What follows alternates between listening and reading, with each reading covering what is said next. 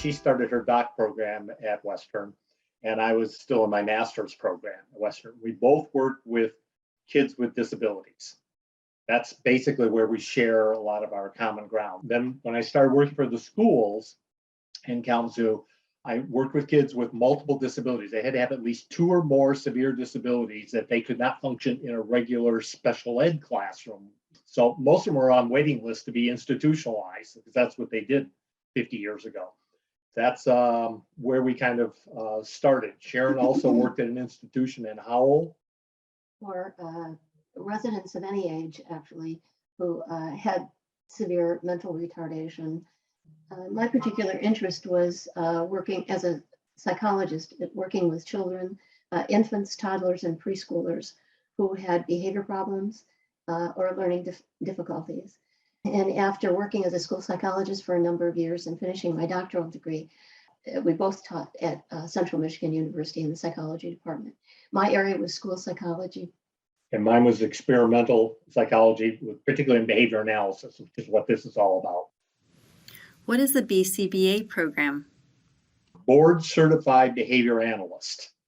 And what they are is they're people who work with children with autism outside of school. So it'd be after school or on weekends or at night or whatever, where the children get one-to-one services by the therapist, okay, the BCBA, or the registered behavior technician. And these are high school students who provide the direct one-to-one services being supervised by the BCBA. They will help in terms of self-help skills, help the families to teach how to feed the kids, or they learn to dress themselves, language improvement, them learn to do physical activities. It depends on the level of severity of the autism that they might have had from it. There's a tremendous range. That's why it's called autism spectrum disorder. What approach does behavior analysis take in changing behavior? Within learning theory and the whole applied behavior analysis approach is to provide reinforcement or rewards for children for appropriate behavior, to strengthen appropriate behavior from that. And if you do that, inappropriate behavior will decrease or be replaced by the appropriate behavior. And there's a broad spectrum of things that could be considered to use as reinforcers for appropriate behavior. Everything from food to just physical contact with the child, that praise them, clap for them, get excited that they're doing the right thing. You know, a wide variety of reinforcement that can be used for appropriate behavior. Let them play with their favorite toy that they might have. Mm-hmm. So let's say the child likes to play with a certain toy, like, spinning. Okay, well, let them spin for a few seconds, give access to it, and then let them earn it again. Give them opportunities to earn whatever reinforcement they might find. And you have to determine that. That's what the BCBA does, or the BCABA. I'll give you an example. When I first started 50 some years ago, they hired me to work with a child that had autism and she was deaf. She was age 7. She had no language. She was self-abusive. The reason she got referred to us is because she'd actually picked up a television and had thrown it at her parents. She actually put her head through a plate glass window for self-abuse.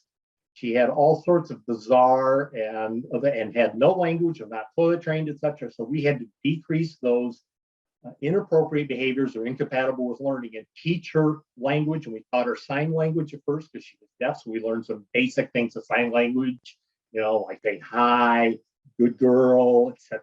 Work with those things to teach her basics of language, and then gradually taught her other things, eventually moving into speech reading and lip reading. Now, was she functioning as a typically developing child? No, but she was getting better, which was different than she had been for 7 years, because she was getting worse. Then she was on the wait list. As soon as there was room in one of those institutions, they were going to put her away. What is Michigan's autism legislation?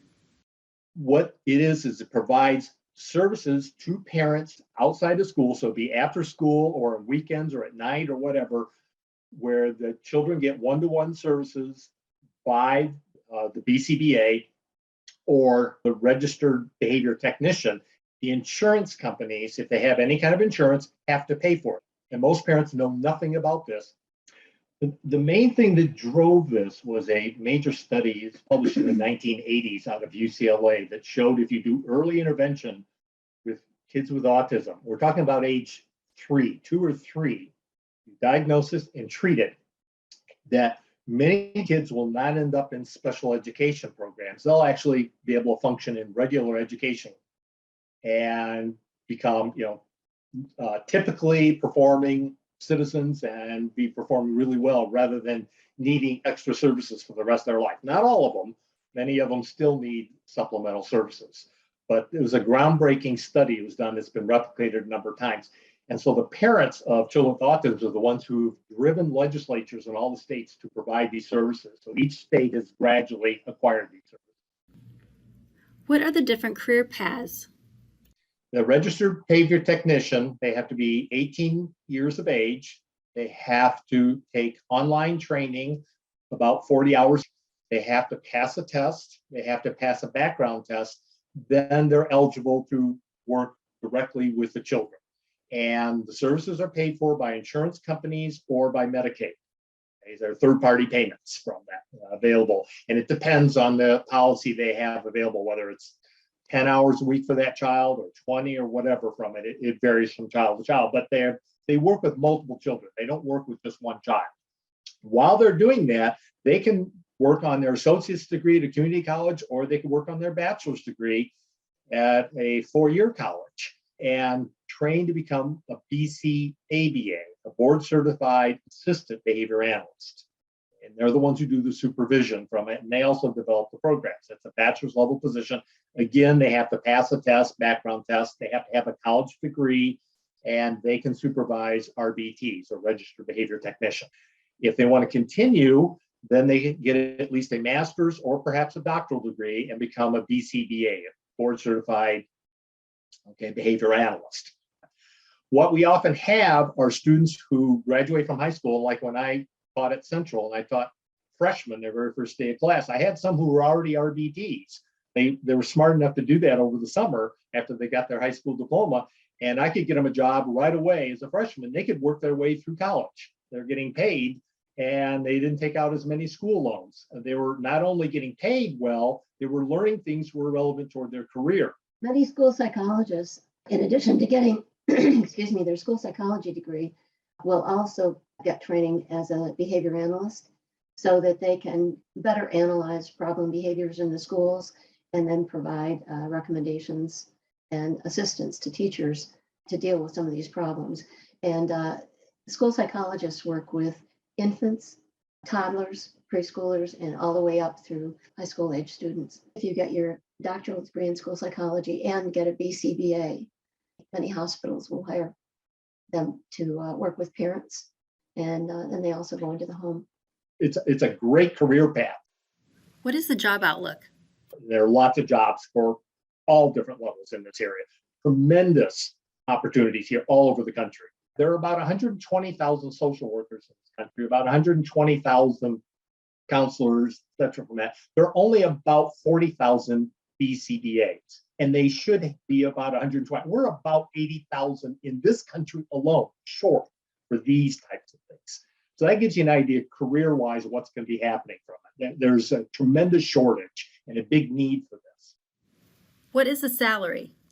A BCABA, I would say they earn anywhere from $50,000 to $60,000 a year. It's with full benefits like retirement and et cetera from that. They also get $10,000 to $12,000 signing bonuses.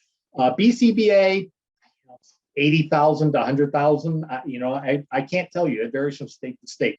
Not only do they get paid well, but the most important thing that I found when I did this 50 years ago was I'm doing something for someone else. I'm providing service. And what's so rewarding about it is you watch these kids getting better. That's the most important thing from it. You think like, I did something today to make someone else's life better.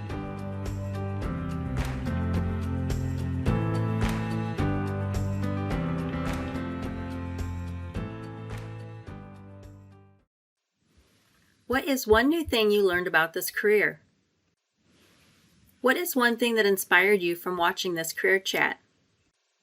Which of the following statements is true? A board-certified behavior analyst develops the plan that a registered behavior technician will implement. B, either board-certified behavior analyst or board-certified assistant behavior analyst will supervise registered behavior technicians. C, to be a registered behavior technician, you must be 18 years of age, take 40 hours of online training, and pass a test and pass a background check. D, all statements are true.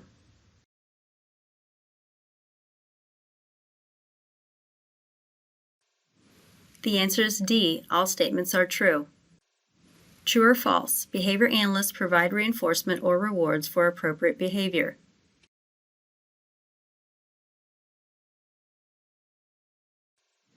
The answer is true. Behavior analysts provide reinforcement or rewards for appropriate behavior.